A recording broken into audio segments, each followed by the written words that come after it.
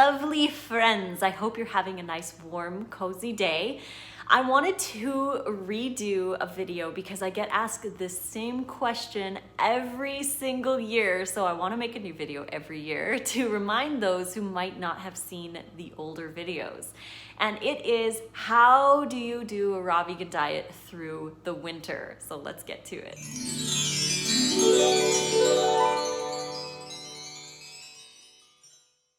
We are going into my 6th winter as a raw vegan, and 5 of those winters were spent in Edmonton, Canada, where it can get down to -30, -40 degrees. It's bitterly cold and dry. Lots of snow and lots of wind chill. It's cold up there and we don't get very much good produce. So some of the fruits taste like wood. They're not as ripe as you'd like. They're expensive. A lot of stuff is out of season. It's hard to get good raw food in Edmonton or northern areas. And so I survived somehow. I was able to do it, and I have 10 tips that I wanted to share with you guys in this video. So like I said, this is one of the most asked questions this time of year is, how do you do it? How do you get through winter as a raw vegan? The first tip that I will give you guys is to make sure you eat. Make sure you eat enough calories.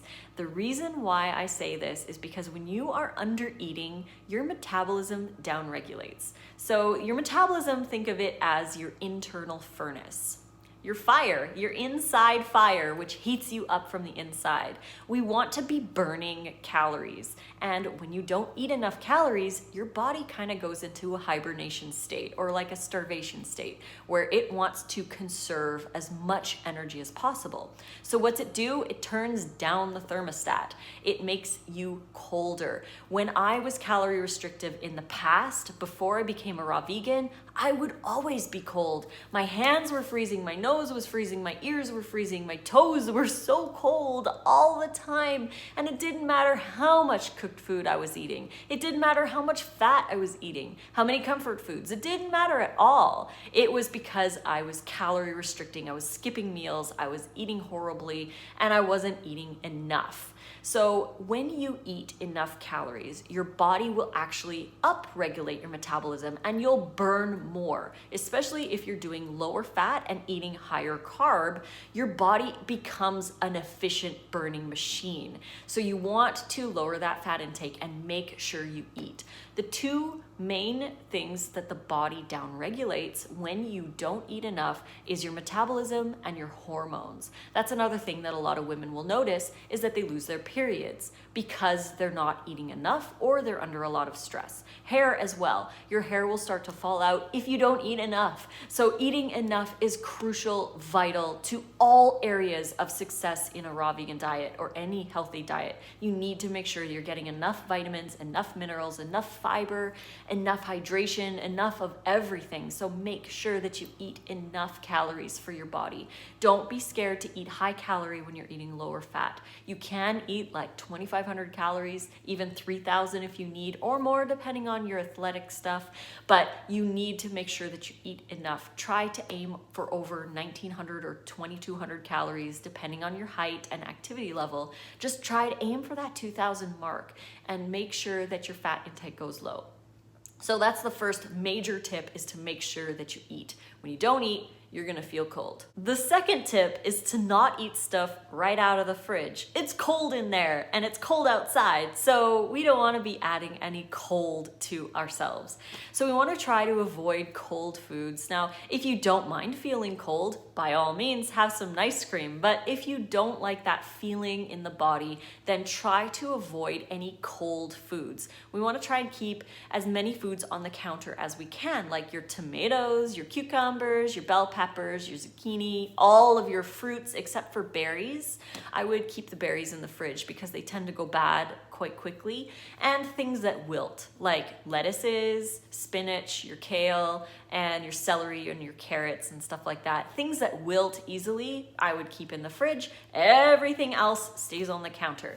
Now, if you're on a raw vegan diet, you'll know that you'll probably be shopping more often, like every 2 3 days maybe.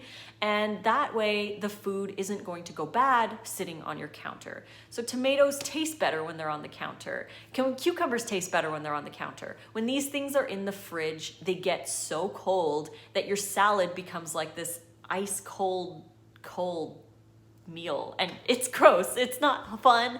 And in the summertime, we never complain. Like when it's a really hot day, we don't complain that we're hotter when we eat hot food.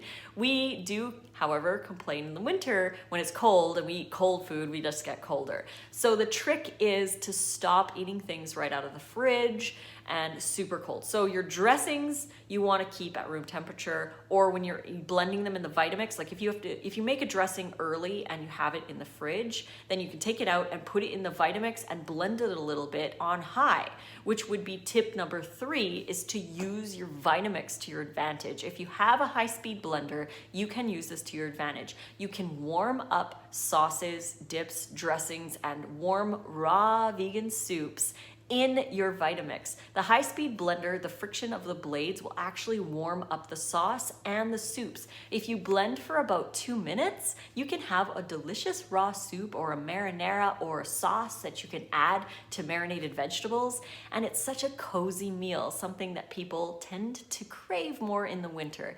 So use that Vitamix to your advantage. Keep things on the counter and avoid as much as you can in the fridge. Now, if you do have stuff that's coming out of the fridge, we'll just backtrack a little bit. You can warm it up in warm water. Just put the lettuce in a little bit of warm water. You don't want it too warm, otherwise the lettuce will start to wilt, but you want to bring that temperature back closer to room temperature so that, again, your salad isn't freezing cold. The 4th tip is to use your dehydrator if you have one. If you have a dehydrator, you can marinate vegetables in there. You can put the whole bowl right into the dehydrator and let it sit for a couple of hours and get warmer in there. You can marinate mushrooms, other vegetables. You can even warm up your zucchini noodles. Whatever you want to do in your dehydrator, you can do it because the dehydrator heats right up till about a nice hot sunny day. So you can use that to your advantage. You can also use sunny spots on your counter. If you have like a long period of time where there's a nice sunny spot, you can marinate your vegetables there, or whatever you want to do to add a little bit extra warmth. So use your dehydrator to your advantage. You can make a lot of really cool marinated dishes like my ramen. The ramen is so nice to have on colder days, and also the chili. I have the chili in my Meal Plan 1 book, and the ramen is in Meal Plan 2. So you can get all of those recipes right here, ebook versions. There's over 300 recipes, great sauces, great dips. You can make marinara, like little meatballs. You have like spaghetti with zucchini noodles. You can have all of these like really comfort foods. I also have my winter recipe book that has really cool stuff for the holidays. There's raw stuffing, raw herbed coconut, which is kind of would be like the replacement for the turkey. We've got mashed veg, scalloped zucchini. There's some really cool stuff. There's desserts in there and drinks as well. So that's a great recipe book that you can grab. Again, the link is right here and in the description box below. The next thing that you'd want to add, which would be tip number 5, would be spices. Spices stimulate the circulation, and we want that circulation stimulation so that we warm up. We want to get the blood right down to all of the blood vessels so that we feel that extra warmth coming from our heart. So the herbs can really help with that. Namely, like spices like cayenne pepper or any of the hot peppers, some chipotle, get that spicy going. If you don't like spice, you don't have to use those. You can use things like rosemary. Cinnamon is even stimulating, as is nutmeg and cardamom.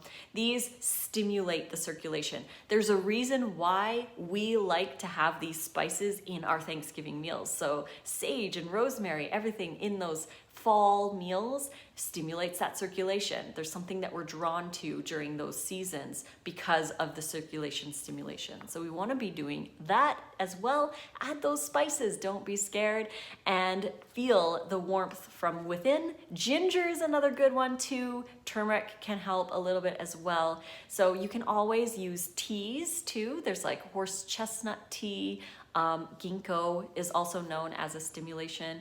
circulation. So yeah, you can do those as well if you are into doing the teas, if you're not worried about them not being raw or whatever. Again, I'm not too concerned with the tea aspect, so I have had tea here and there once in a while when I'm out with friends, or when I feel like I need that little cozy warmth, I'll make myself a cup of tea, but it's quite rare. And don't feel bad if you want to have some tea. Tip number 6 is to warm up those plates and bowls. You want to warm them up, especially if you have ceramic dishes, which tend to be colder. You can put them in the oven on a really low temperature for a few minutes, or leave them in the dehydrator for a while, leave them on the counter. You want to get those bowls warm. If you're using cold bowls and you're putting warm food in there, like you say you made a warm chili, a warm raw chili. If you put that in a cold bowl, it's going to get colder faster. So you want to warm up those bowls and plates and anything you can to have an even better, enjoyable, warming, cozy experience. Tip number 7 should come as no surprise, but to exercise.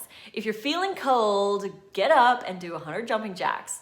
Get up and do 100 squats. I can guarantee you that you're going to feel warm if you do 100 squats. It takes 3.5 minutes to do, give or take, but yeah, just get up and do some exercise. If you have a rebounder, get up and jump on there. Play some songs on your playlist and just jump on the rebounder. Get that circulation going. Stimulate your body. Exercise is so important for stimulating that circulation. It's healthy in so many other ways than just weight loss. Weight loss is kind of like a side effect bonus of exercise. We need to exercise for the overall health benefits, the cardiovascular health, the mental health, improved sleep, improved digestion. It's so good. We need to include exercise. So if you're feeling cold in the wintertime, just get up and go do some crunches, go for a quick run, go for a walk with your dog, or whatever you need to do to stimulate that circulation. Tip number 8 would be cold showers. Yes, I said that right, cold showers. This stimulates circulation in the body as well. So you take your shower in the morning and then right at the end, for a couple seconds, put it on full cold and see how long you can handle it. You don't need to do it for a minute or two, just a couple seconds to get that stimulation.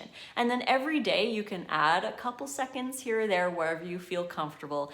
But that cold shower at the end of your shower really helps to stimulate the circulation, and many people notice an increased warmth throughout the day when they start doing the cold showers. So that's a tip.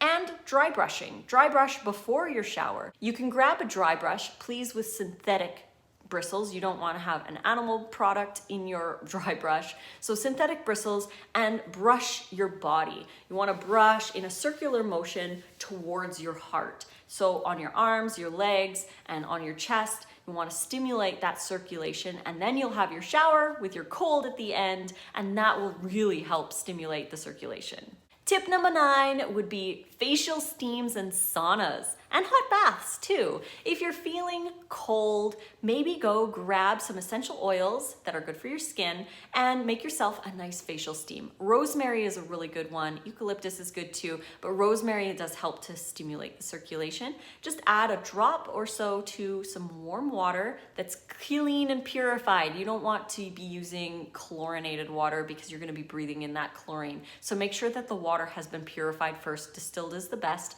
Boil it, get it nice and hot, and then just use a towel over your head and allow that steam to steam your face. It's really going to be good for your skin, and it'll help warm you up if you're feeling a little bit cold. Saunas are great. I know we don't all have a sauna. Wouldn't that be awesome?